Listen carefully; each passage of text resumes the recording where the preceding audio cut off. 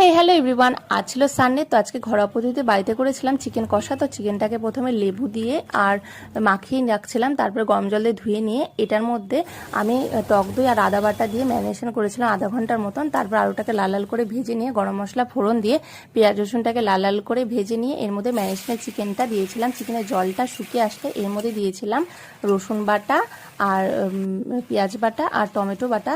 পেঁয়াজ রসুনের কাঁচা গন্ধটা চলে গেলে তার মধ্যে দিয়েছিলাম শুকনো লঙ্কা আর জিরে বাটা একসাথে দিয়ে, তার মধ্যে হলুদ আর লবণটাও কিন্তু দিয়েছিলাম। সব একসাথে দিয়ে ভালো করে কষিয়ে নিয়েছিলাম।